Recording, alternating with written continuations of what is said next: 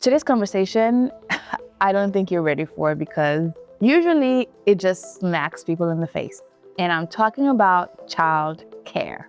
I know your little munchkins and the cheeks and like the smell of a newborn, and it's amazing when you take in God has finally smiled on me. Congratulations to your family. I know it's beautiful. Kids, they are a blessing and could also be chaotic if we want to have this conversation. But have we even paused a minute to think about childcare, especially in the US, in Canada, in the UK, maybe in Australia? Have we taken a moment to just, what does this mean for our family? What would this change for our family? How are we going to tackle this in a way that it doesn't tackle us? You make six figures, your husband makes six figures, fantastic, that's great. It's a dual income household, I love it. But even then, it will bite you. I mean, childcare costs, that doesn't play. It plays no games. It comes in and it takes up the entire space. And it's not really even just about the money. It's about freedom, it's about flexibility, it's about actually enjoying the blessings that you have in your kids. It's about making sure that everything works holistically, not just paying for childcare if you have to. It's about the full circle. And that's what we're going to talk about today. But before that, if you're new here, where have you been? We have been growing this community, and you're welcome. My name is Desayo. I'm a Harvard-trained ex-Wall Street professional helping real people like you and I make your money work smarter, not harder. Taking control of your money $1 at a time. Welcome. Okay, shall we jump in? The reality is that childcare costs are huge, and they will be a huge placement in your budget. I mean, it will probably even take up somebody's paycheck, the entire paycheck or most of it, depending on the number of kids that you have. 1, 2, 3, 4. Oh my goodness. Yes, it does cost a lot. If it's not something you've looked into before, this might be foreign to you, but it's good insight for you if you're aspiring to have kids. So let's dissect it a bit. An average cost today, say in the US, childcare cost, even at its lowest, hovers around $1,000, and it could grow. It could grow to $2,000, maybe even $3,000 plus per child. And I'm talking just one child. Yeah, that 2-year-old, that 8-month-old, I know. Sounds like they're working for the money at this point. Like, these kids, am I paying you? Yeah, it does cost a lot. And that's just the top level costs. You're getting into a daycare and, at best you get it for $2,000 on average. Let's say you have it really good. You have it for $1,500. I mean, that's like good. Even then, that's $1,500 out of your paycheck. And that's just from one child. Now, I'm going to take an average. I know people who pay north of $3,500 per child, okay? But let's take an average and we say it's, somewhere around $1,000 to $3,000 per child. And that's excluding things like, supplies or activities or trips or, all the fancy things that they bake into the cost. And it's like additional, and it's just like another line item. And then the bill grows. That's one thing, separate. And then we talk about the hidden additional costs. But then what about the psychological effect on families? I know parents who either live further out from their job just so that they can afford daycare or so that they can create room in their budget for daycare. And then they're working longer hours, and then you can't even get to the daycare on time because traffic. And you're constantly playing the gymnastics. And that's a lot of mental calculation for you to hop from point A to point B, pick your kids up on time, get them home, get them, your night routine, whatever that looks like, get them fed, get them in bed, and maybe log in after. That seems to be the order of the day. And that, I know it sounds like it works. It's okay. We make it work. But what about the psychological toll? What about the sacrifices? Maybe because you're doing all these different things, you miss a meeting here, you miss a meeting tomorrow, and somehow that's beginning to show on your performance at work. And it's like, well, I'm just going to take the hit. And it's a hit that skips you for promotion the next year. It sounds like it's great, we're going to be okay. And you are going to be okay, but it is a sacrifice. It is a cost that we have to think about. The number one thing, the number one framework that I want to help us with today is that you need to treat childcare like it's a fixed obligation in your budget, because it will be.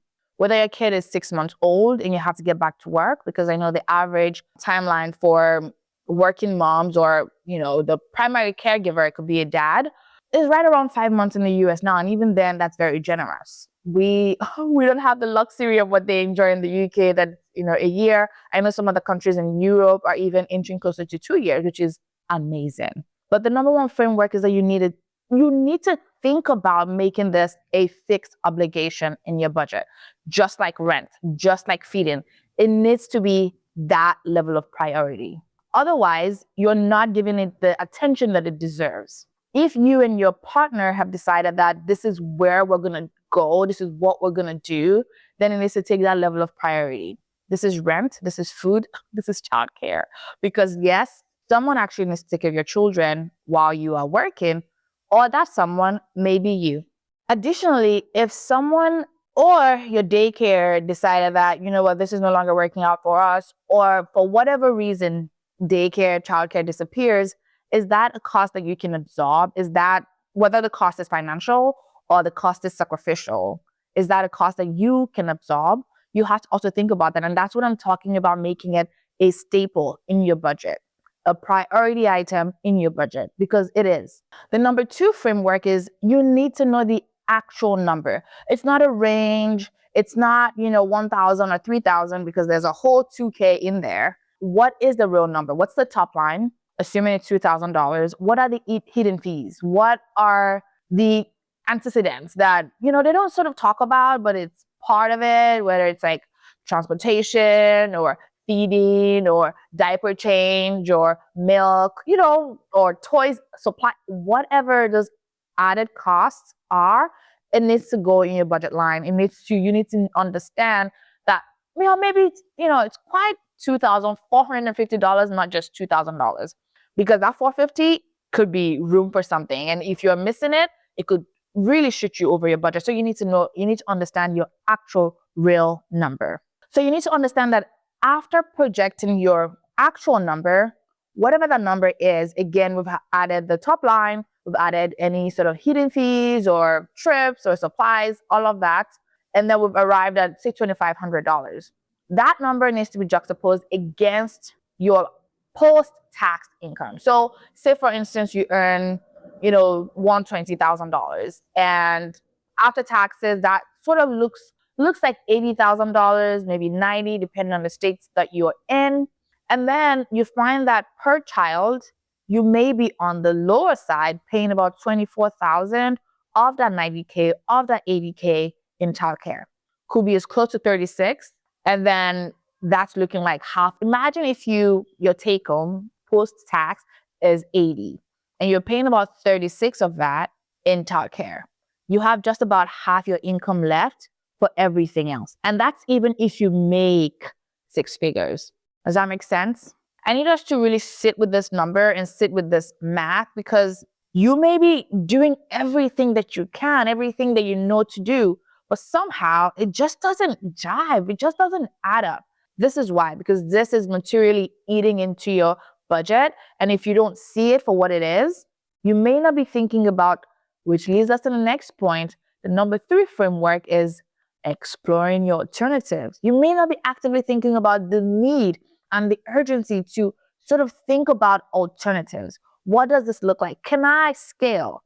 If I have a child that's costing me $36,000 a year and my post-tax income hovers around $80,000 a year, I'm out 50% right off the bat. And then if I had 2 kids, what does that mean? Am I going to be, and it doesn't scale. I wish it actually did. It just doubles. It's not one child is 36 and then 2 is like 50. No, 1 child is 36, 2 is going to be 72. And then you have $8,000 to live on. What do you do? If you give it the level of priority that it deserves, then you can think about alternatives. And the number 1 alternative, do you have a family member Do you have someone who could help you with childcare in a way that is sustainable for you and your family? Is it even possible? Is it on the table? Is it something you could explore at all? If it isn't, then okay, we can think about other things. But if it is, how can we make it work? Is it something that we would approach whomever this person is and have a reasonable, logical conversation with the person? Is this something that we sort of just don't like it? If you don't like it, I get it, but do you have to do what you have to do? Because if you don't see this for what it is, then you might be shortchanging yourself and leaving options on the table.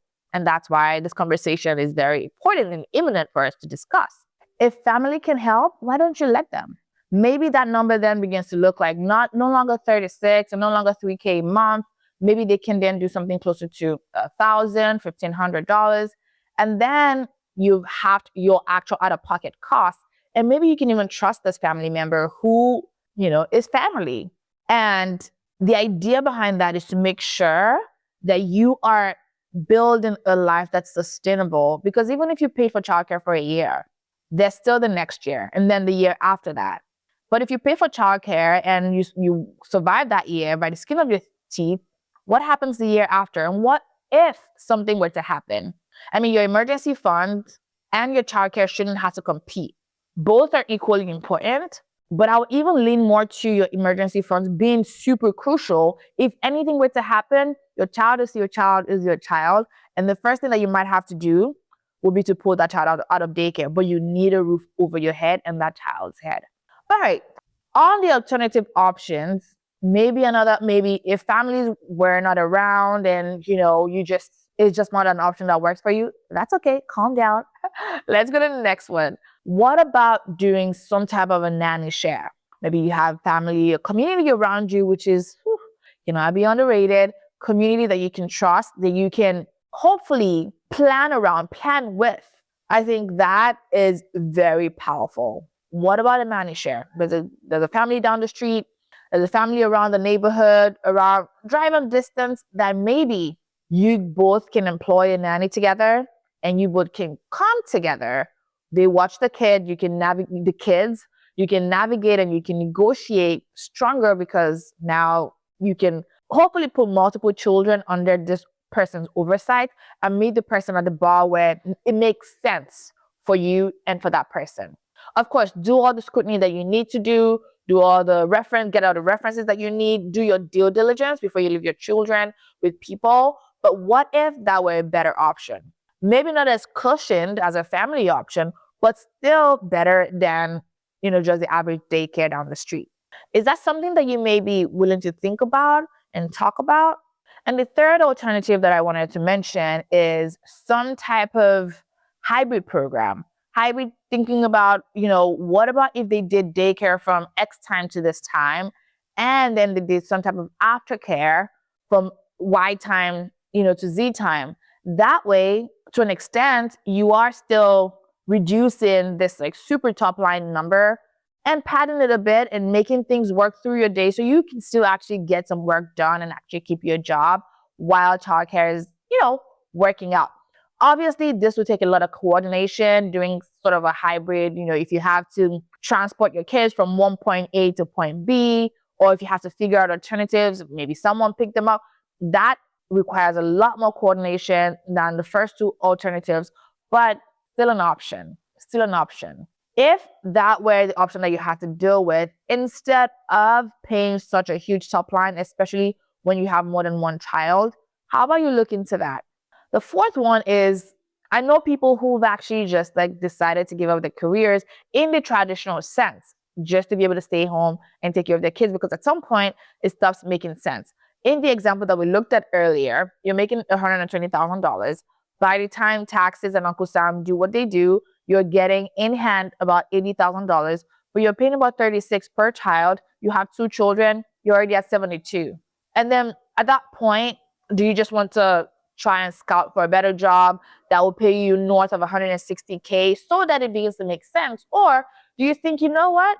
I would actually raise my kids and I'll take this like long sabbatical leave, or I'll find a work from home gig if I can find it. That way I can still watch my kids and continue working. I may have to take a pay cut. I understand that, but that's the only way it makes reasonable sense. And then when it's no longer two, maybe it's three kids, then you then begin to think about what is the forward thinking path? Is it to continue to push on this career front, or should I just wait with my kids? In fact, I have a precise example of a lady who I met while I was working, very educated, beautiful young lady who had a double master's. And I wondered why we got talking at the printer one day, and I wondered why she just would take an admin position, even though she was super educated. She was my friend, but we got talking that day, and she was like, hey, look, I have to be out of here by a certain time to be able to pick my daughter up after school.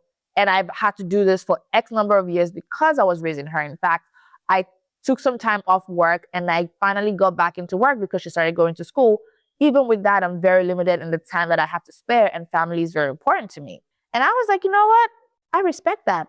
At this time, I was a much younger girl, didn't understand the limitations and the sacrifices that come with, raising kids, owning them, and giving them the absolute best life that you can afford. But that is an option. That really is an option. And I just want us to talk practically and objectively about what this can look like for you. Remember, on this channel, we talk about how this contextualizes to you. There's so many things that other people do if they can afford it, if it makes sense for them.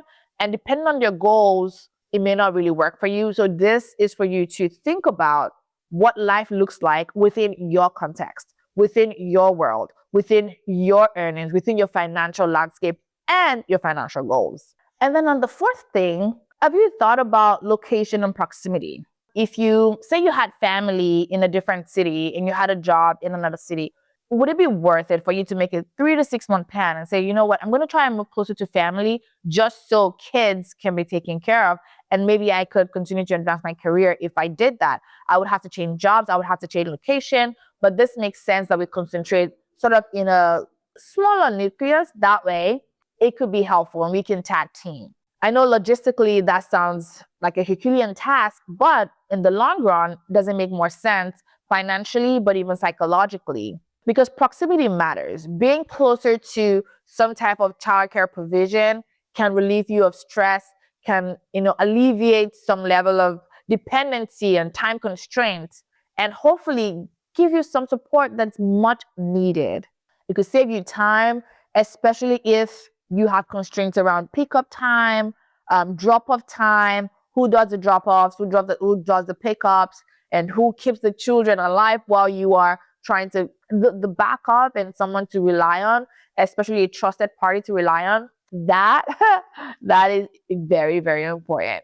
And a bonus point, if you do get an employer who maybe has childcare services on site and, even better subsidized, that might be a winner where you don't have to give up one for the other, but it's also reasonably, justified or reasonably priced such that you're not walking away with zero at the end of the month with the stress of work and the stress of children, but, still netting out to zero. So that could also be an option. It's a bonus point because it's not always available, but if it is, you might want to look into that a bit closer.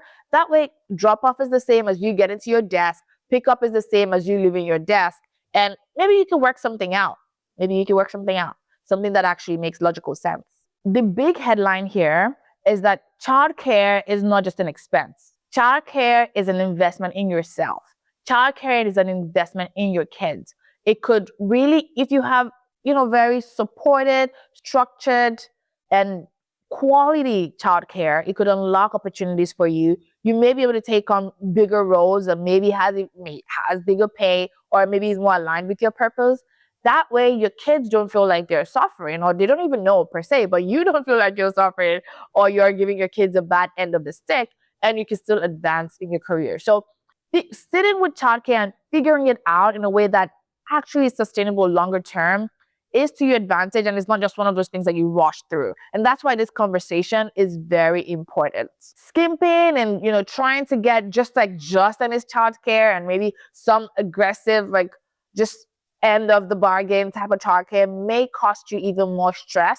Limited opportunity because you haven't given it the level of thought and detail that it needs. But if you actually invest more in quality and something that gives you flexibility and maybe even more time, you might be onto something. It may cost you a little bit more, but if you think about it holistically, maybe that's what you do. And you can also build timelines and systems around it. I'm going to do it for X number of months, X number of years. And you can figure it out to your context, to what works for you, but it's something you have to really take your time, think about, and understand what works best for your family. Okay, how do you make a decision on whether or not this childcare opportunity works best for you? Let's think about 3 things that I would put before myself if I were going through that. And number 1 thing would be the ratio of the cost of childcare to my income. And that ratio, I'm going to say somewhere between 15 to 20% of your post-tax income. 20% because that's still 1/5 of your income. So that's still material.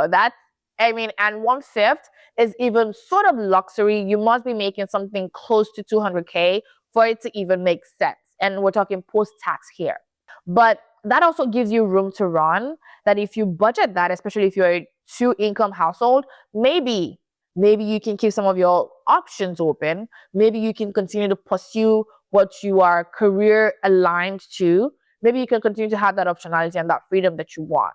Which leads to the next point. The second point would be, what is the effect of the optionality of that childcare on your career? What is that effect on your life? Are you thinking about this not just at a numbers level, but as on the quality of life level?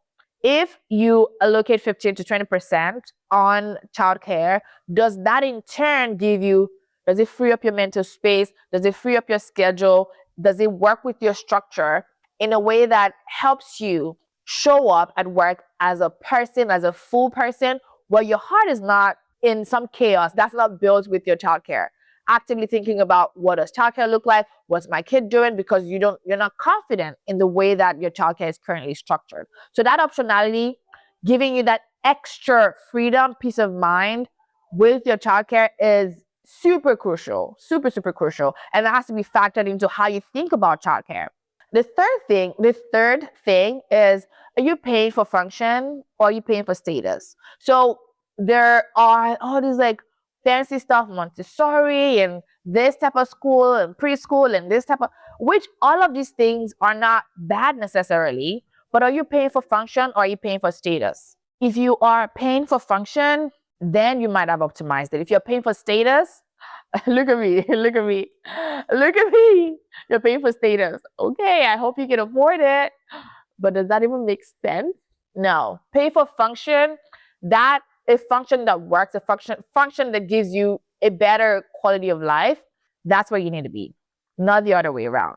Let's take an example. Say childcare costs about $2,000 a month per child, and your household income or your income is around 160K, which again could be pretty luxurious. You can then say post-tax, this can look like about 15% of my income. And if you're able to invest that into the childcare, a quality childcare that you need to think about, that you can invest in, maybe that would unlock opportunities for promotion. You can show up to work as your full self, and you're not constantly distracted about your child, about the safety of your child, about the safety and the quality of childcare that you have. Maybe you can continue to progress, and at some point that's no longer 15%, maybe then drops to 12% and then 10%, because you are increasing your skill set and your value to your company. However, if you try to DIY and you try to fragment a bunch of things together, and you are actively losing opportunities to grow at your job, opportunities to even maybe build your skill set, opportunities to even take on bigger roles that may demand a little bit more of your time, that could also be thought about as lost income. Lost income if you're not structured properly. If that's where you are, that's where you are. But maybe you work towards getting to a point where you make a decision on the alternatives that we discussed earlier. I also want to point out that you have to have some type of operating reserve. And I know reserve just sounds like, this side, man, why do you think I have a lot to even put on the side? I get it. It's not so easy to always have reserve, but I still have to explain that to you. Have 2 to 3 months of reserve because different things can happen. Your kid could get sick. You might need to take time off work, go to the emergency room, or take time off work to be with them at home because if they're sick, they can't go to daycare because they can't get all the other kids sick. And now you're taking time off work. And, all of these different things can happen. There could also be closures. Maybe the daycare is closed for X, Y, or Z reason. And you have to actually take care or, plan some type of substitute childcare plans for that time. All of these things will come from your reserve budget. Because you've paid the top line of $2,000, $3,000 to your daycare doesn't mean that they can't take off. They can take off. And you have to accommodate and make, substitute child plans for that time period. And that's why your reserve is important. Think about, external childcare provisions or even family, like we mentioned before, or some type of shared operation, shared management, shared nannies that can work for these time periods. Especially the bigger thing is, can you even really plan around it? Can you plan around when your kid gets sick? Is it possible to work from home during that period? And if it's not possible, what does some type of substitute look like? If it's going to cost you liquid cash out of pocket, it would always be better to have that reserve and continue refilling that reserve whenever you dip into it. Some example scenarios could look like, a full-time daycare, childcare could be $2,000 to $3,000 per child per month. But maybe if you did something with like a shared nanny with another family, that number could drop to $1,500, maybe even less. And that way you're saving, $500 to even up to $1,500, which is 50% of what you would have had to pay for a full childcare. And if you were doing something that's hybrid, I want you to also factor in the time that it would take for you to operate a clean logistics, whether that's taking your kid from one point to another because you're moving from daycare to some type of shared activity, post-school or post-daycare, after-hour type event. You want to bake in all that cost because shared could look like, daycare is now coming in at $800 and then the activities afterwards coming in at $300. So we're sort of around $1,100. But if you're still paying a little bit more in logistical coordination, Uber here, Uber there, whatever that looks like, you might still be inching closer to the $1,500. And in that way, you might want to actually think about a shared nanny because that's sort of the same numbers, right? Or a full daycare, if that's what you want to invest in, that covers the timeline that's not making you bolt out of work at a certain time. That could also be an investment. But you need to figure out how that works for you in your context, how many kids you have, what your numbers look like in your city, what the quality of care looks like for those numbers, or maybe just have family come over because that's always still an option if you have it. If you have it, you might want to take that option. The bottom line here is this. Childcare is expensive. That's established. We all know that. However, it doesn't have to control your life. You could plan intentionally, structurally for it within your context, within your affordability, and you could actually make it work for you. Use tools that are available to you. Look around you, figure out some of the alternatives that we've discussed, and actually use them. Like we talked about, understand your numbers. Know the real number. Everything plus the hidden figures. Bake in even the days that your child is going to get sick and you have to call on someone else for help. You have to make backup plans. Figure that out. Know your real number. Understand the alternatives that you have to bake in. Can you use a family member that's trusted? Can you use a shared nanny situation? Is that something that is within your reach? Or do you want to figure out what maybe a little bit of daycare, maybe a little bit of after care activity? Is that something that is available to you?